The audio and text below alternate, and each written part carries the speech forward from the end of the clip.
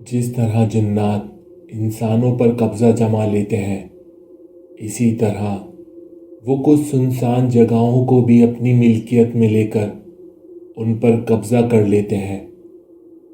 क्या हो जब आप उस पुरअसरार जगह पर अपनी मौजूदगी से जिन्नात को अट्रैक्ट कर दें। अस्सलामुअलैकुम friends, welcome to our channel the other stories.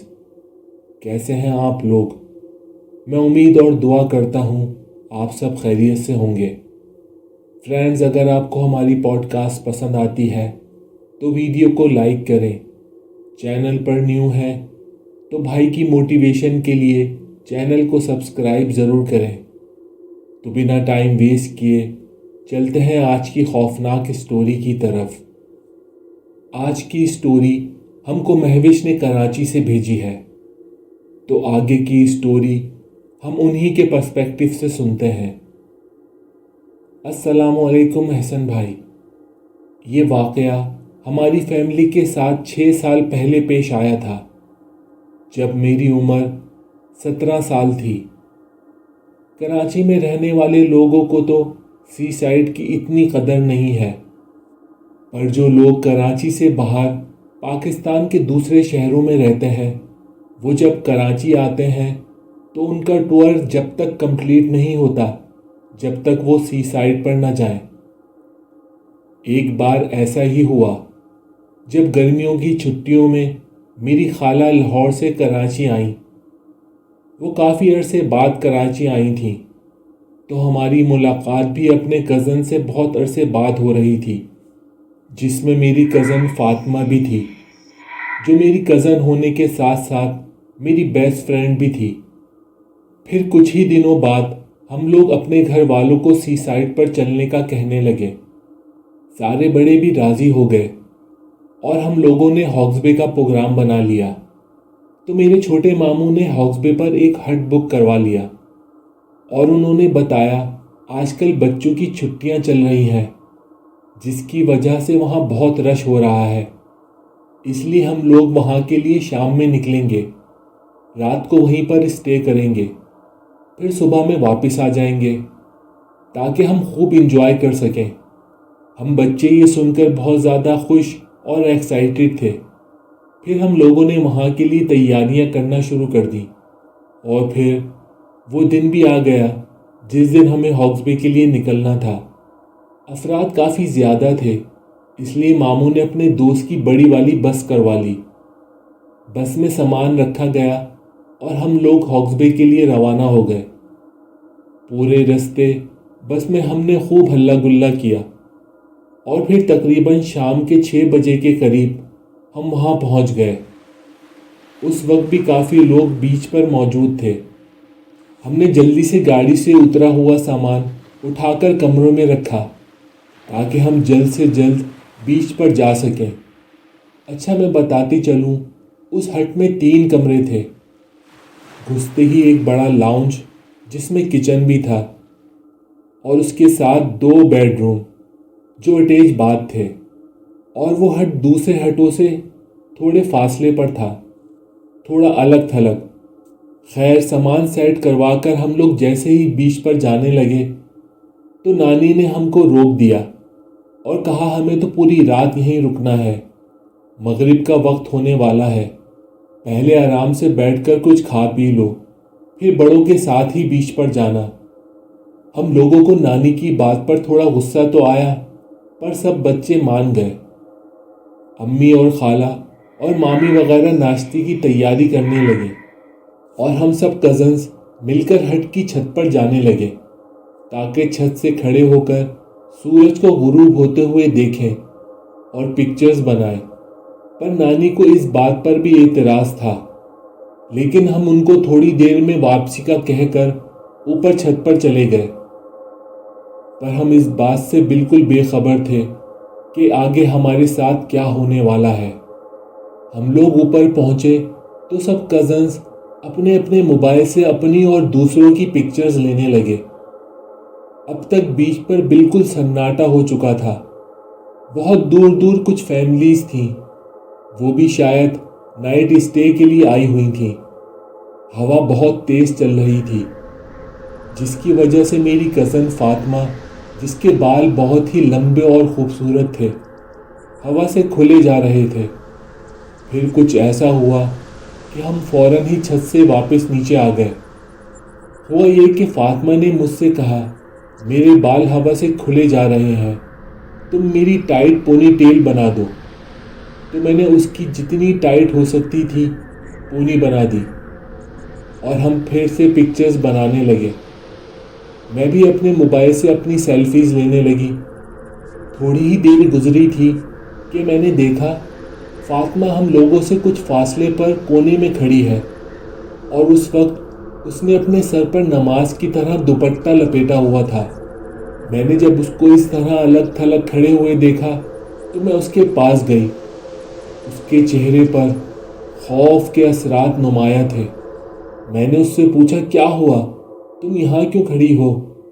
تو اس نے کہا، یار پتہ نہیں کیوں مجھے ایسا لگ رہا ہے کہ کوئی میرے بال جان بوجھ کر کھول رہا ہے۔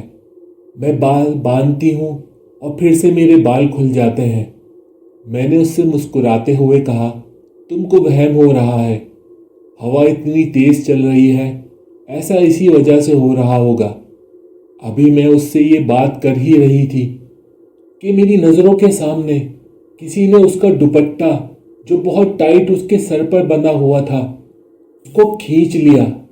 آپ کو اندازہ ہوگا ایسا کرنا کتنا مشکل ہوتا ہے کہ اچانک ہی پورا دوپٹہ جو اتنا ٹائٹ بندھا ہو وہ کوئی ایک جھٹکے میں کھینچ کر اتار سکے۔ فاطمہ کا ڈر سے برا حال ہو چکا تھا، اور اس کے ساتھ ساتھ میرا بھی۔ تو ہم فوراً ہی سب کو لے کر نیچے آ گئے، اور اس بات کا ذکر اس وقت ہم نے کسی سے نہیں کیا۔ تھوڑی دیر سب ٹھیک رہا، پھر اچانک فاطمہ کے سر میں درد ہونے لگا، تو خالہ نے اس کو سر کے درد کی گولی دے دی اور ساتھ والے بیڈ روم میں تھوڑی دیر آرام کرنے کے لیے لٹا دیا۔ ناشتہ ہوا اور پھر سب بیچ پر جانے کے لیے ریڈی ہونے لگے۔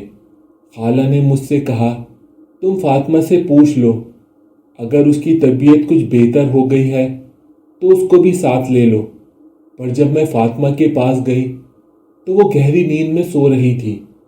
تو باہر آ کر میں نے خالہ سے کہا، آپ لوگ چلے جائیں، میں فاطمہ کے پاس رک جاتی ہوں، جب وہ سو کر اٹھ جائے گی تو میں اس کو ساتھ لے کر آ جاؤں گی۔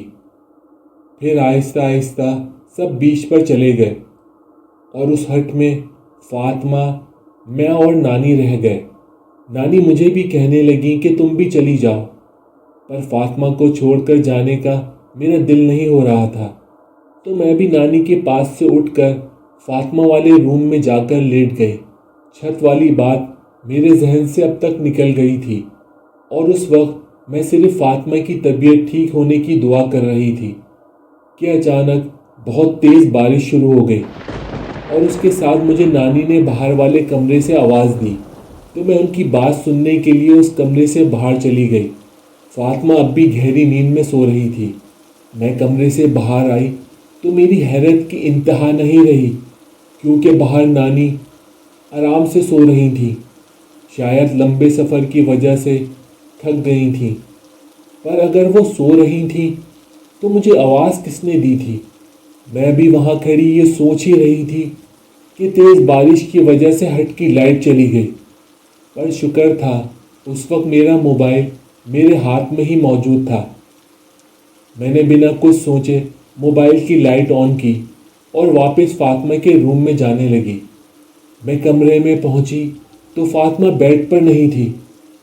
میں نے ادھر ادھر ٹارچ کی روشنی کی تو فاطمہ کمرے کے کونے میں دیوار کی طرف منہ کر کے کھڑی ہوئی تھی، اور اس کے بال ہوا میں اس طرح تیر رہے تھے جیسے سمندر میں تیر رہے ہوں۔ اوف احسن بھائی، وہ منظر دیکھتے ہی خوف سے میرا برا حال ہو گیا، اور میں وہیں چیخ مار کر بے ہوش ہو گئی۔ جب میری آنکھ کھلی تو میں بیڈ پر تھی، اور فاطمہ بھی میرے برابر میں لیٹی ہوئی تھی۔ باقی گھر والے ہمارے چاروں طرف کھڑے تھے۔ میرے ہوش میں آتے ہی امی نے مجھ سے پوچھا کہ کیا ہوا تھا، تم بے ہوش کیوں ہو گئی تھیں؟ وہ تو اچھا ہوا تمہاری چیخ سن کر نانی کی آنکھ کھل گئی تھی اور انہوں نے ہمیں ہٹ میں بلا لیا۔ میں نے ڈرے سہمے ہوئے انداز میں ان کو میں نے جو دیکھا تھا وہ بتایا تو سب مسکرانے لگے، جیسے ان کو میری بات پر یقین نہیں آ رہا ہو۔ امی نے کہا، فاطمہ کو تو بہت تیز بخار چڑھا ہوا ہے، وہ تم کو اس طرح کیوں ڈرائے گی؟ تم کو یقیناً وہم ہوا ہوگا۔ تو میں نے برابر میں لیٹی ہوئی فاطمہ کی طرف دیکھا تو خالہ اس کے سر پر ٹھنڈے پانی کی پٹیاں رکھ رہی تھیں۔ مجھے بھی لگنے لگا شاید میں ہٹ میں اکیلی تھی، نانی اور فاطمہ بھی سو رہی تھیں، اس لیے یہ سب میرے ساتھ ہوا، اور ایسا مجھے ڈر کی وجہ سے لگا ہوگا۔ پر کافی دیر گزرنے کے باوجود فاطمہ کا بخار کم نہیں ہو رہا تھا اور نہ ہی وہ پوری طرح ہوش میں آ رہی تھی۔ کچھ دیر سب ہمارے پاس بیٹھے رہے، پھر ایک ایک کر کے سب باہر چلے گئے۔ بس خالہ، جو فاطمہ کی طبیعت کی وجہ سے بہت پریشان ہو رہی تھیں، بس وہ ابھی بھی اس کے سر پر پٹیاں رکھ رہی تھیں۔ ابھی خالہ پٹیاں رکھ ہی رہی تھیں کہ اچانک فاطمہ نے اپنی آنکھیں کھولیں اور 2 سے 3 بار الٹیاں کی اور عجیب آواز میں کہنے لگی، تم لوگ کچھ بھی کر لو، اب یہ صرف مولی ہے، اور زور زور سے اپنے سر کو گھمانے لگی۔ خالہ اور میں ڈر کے باوجود فاطمہ کو سنبھالنے کی کوشش کر رہے تھے، پر وہ ہمارے قابو میں نہیں آ رہی تھی۔ میں نے فوراً گھر والوں کو آواز دی تو سب گھر والے جو باہر ہی موجود تھے کمرے میں آ گئے۔ سب فاطمہ کی حالت دیکھ کر گھبرا چکے تھے۔ اسی بیچ نانی بھی کمرے میں آ گئی۔ جب انہوں نے فاطمہ کی ایسی حالت دیکھی تو وہ سمجھ چکی تھیں اس کے ساتھ کچھ نہ کچھ ہوا ہے، تو انہوں نے اونچی آواز میں آیت الکرسی اور درود شریف پڑھنا شروع کر دیا۔ نانی کے ایسا کرتے ہی فاطمہ چپ ہو کر ان کو گھورنے لگی۔ اس کی آنکھوں میں نانی کے ایسا کرنے سے نفرت صاف نظر آ رہی تھی، پر نانی رکی نہیں۔ فاطمہ اب زور زور سے چیخنے لگی اور نانی کو چپ ہونے کے لیے کہنے لگی۔ نانی کو دیکھ کر ان کے ساتھ ساتھ سب نے آیت الکرسی پڑھنا شروع کر دی، تو فاطمہ کچھ دیر چیخنے کے بعد ایک دم سے نڈھال ہو کر بیڈ پر گر گئی۔ وہ منظر بہت خوفناک تھا۔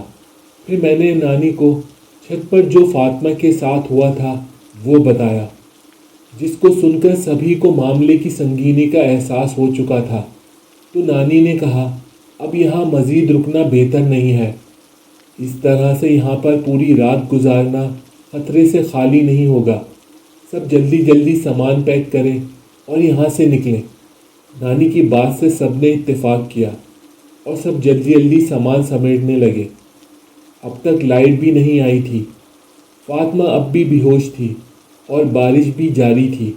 میں بھی سب کے ساتھ سامان باندھ رہی تھی کہ اچانک اندر والے کمرے سے خالہ کے چیخنے کی آواز آئی، جہاں فاطمہ بے ہوش تھی۔ سب اس کمرے کی طرف بھاگے تو وہاں کمرے میں صرف خالہ تھیں، جبکہ فاطمہ وہاں سے غائب تھی۔ خالہ نے بتایا کہ ابھی فاطمہ بیڈ پر لیٹی ہوئی تھی اور وہ اس کے سر پر پٹیاں رکھ رہی تھیں۔ پھر وہ سامان سمیٹنے کے لیے 2 سیکنڈ کے لیے پیچھے مڑی ہیں۔ جب انہوں نے واپس بیڈ پر دیکھا تو فاطمہ وہاں سے غائب تھی۔ وہ لمحات بہت مشکل تھے۔ سب فاطمہ کو ڈھونڈنے لگے۔ ہم نے ہر کمرہ چھان مارا، یہاں تک کہ ہٹ سے باہر بھی چاروں طرف دیکھ لیا، پر فاطمہ کا کچھ پتہ نہیں چل رہا تھا۔ خالہ کا تو رو رو کر برا حال ہو رہا تھا۔ تو اچانک میرے ذہن میں آیا کہ ہٹ کی چھت پر بھی جا کر دیکھنا چاہیے۔ میں نے ماموں کو کہا تو وہ اور میرے کچھ کزن میرے ساتھ چھت پر گئے۔ وہاں کا منظر دیکھ کر تو میری روح ہی کانپ گئی تھی۔ تو فاطمہ تیز بارش میں ننگے سر چھت پر آلتی پالتی مار کر آرام سے گردن جھکا کر بیٹھی ہوئی تھی۔ ہمارے اوپر جاتے ہی اس نے اپنا سر اٹھایا تو احسن بھائی، اس کی آنکھیں اس کے بالوں کے بیچ سے ہمیں کھا جانے والی نظروں سے گھور رہی تھیں۔ اس کو دیکھ کر تو میری ہمت ہی نہیں ہوئی کہ میں اس کے پاس جاؤں، جبکہ وہ میری سب سے اچھی دوست تھی۔ پر آج مجھے اپنی دوست سے ہی اتنا زیادہ خوف آ رہا تھا۔ ہم سب پیچھے رک گئے اور ماموں اس کے پاس گئے اور اس سے بڑی نرمی سے کہا، چلو بیٹا، سب تیار ہیں گھر جانے کے لیے، بس تمہارا انتظار کر رہے ہیں۔ تو اس نے اسی خوفناک آواز میں ہنستے ہوئے کہا، اے انسان، تجھ میں اتنی طاقت نہیں کہ تو اسے لے جا سکے، یہ بس میری ہے۔ اور یہ کہہ کر فاطمہ زور زور سے ہنسنے لگی۔ صاف لگ رہا تھا فاطمہ پر کسی جن نے قبضہ کر لیا ہے۔ مجھے تو اس وقت فاطمہ کی حالت دیکھ کر اپنی بے وقوفی پر رونا آ رہا تھا کہ نہ میں سب کو نانی کے منع کرنے کے باوجود اوپر لے کر جاتی، نہ فاطمہ کی ایسی حالت ہوتی۔ مجھ سے اس کی ایسی حالت دیکھی نہیں جا رہی تھی۔ پھر سب بڑے مرد اوپر آ گئے اور فاطمہ کو بڑی مشکل سے پکڑ کر نیچے لے گئے اور اسی حالت میں اسے بس میں بٹھایا گیا۔ وہ برابر اپنے ہاتھ پیر چلا رہی تھی اور خود کو چھڑانے کی کوشش کر رہی تھی۔ پھر سبھی نے ایک ساتھ آیت الکرسی کا ورد شروع کر دیا۔ سب آیت الکرسی کا ورد برابر کر رہے تھے، جس سے فاطمہ کے اندر موجود اس جن کی طاقت شاید کمزور ہوتی جا رہی تھی، پر پھر بھی اس کو قابو کرنا بہت مشکل ہو رہا تھا۔ تو اس کو بڑی مشکل سے سیٹ پر بٹھا کر چاروں طرف سے رسیوں سے باندھ دیا گیا اور اللہ اللہ کر کے بس وہاں سے روانہ ہوئی۔ بس کے تھوڑے دور جاتے ہی فاطمہ پھر سے بے ہوش ہو گئی۔ رستے میں بار بار بس میں کچھ نہ کچھ مسئلہ ہوتا رہا۔ کبھی وائپر خراب ہو جاتے تو کبھی ہیڈ لائٹ آف ہو جاتی، کبھی لگتا بس کے اوپر کچھ بھاری سا آ کر گرا ہے اور ڈرائیور نے گاڑی نہیں روکی۔ سب لوگ آیت الکرسی پڑھتے رہے، یہ جس کو جو جو یاد تھا وہ پڑھتا رہا۔ جب ہم سمندر کی حدود سے باہر شہر میں داخل ہوئے تو بس بالکل ٹھیک ہو گئی، جیسے کچھ ہوا ہی نہیں تھا، اور فاطمہ کو بھی پوری طرح ہوش آ گیا اور وہ حیران پریشان نظروں سے ہمیں دیکھنے لگی اور پوچھنے لگی کہ مجھے اس طرح کیوں باندھا ہوا ہے اور ہمیں تو رات کو وہیں پر رکنا تھا، تو ہم واپس کیوں جا رہے ہیں؟ اور اس کے بعد بڑی معصومیت سے کہنے لگی کہ میں تو سمندر میں بھی نہیں گئی۔ فاطمہ کے ساتھ وہاں کیا ہوا تھا اس کو ایک بات بھی یاد نہیں تھی۔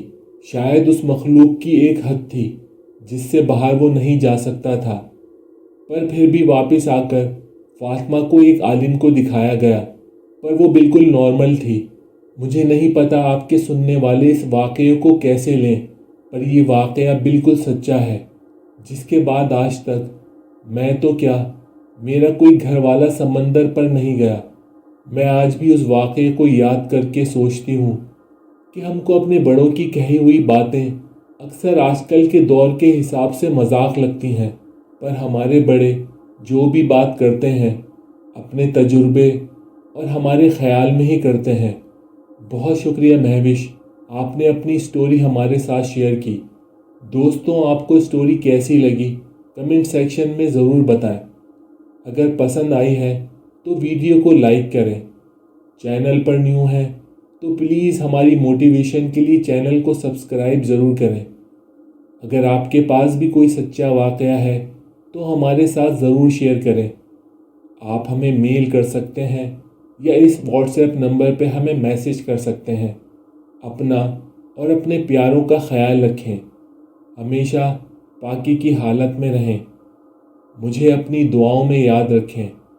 تو بہت جلد ملتے ہیں اگلے واقعے کے ساتھ۔ السلام علیکم۔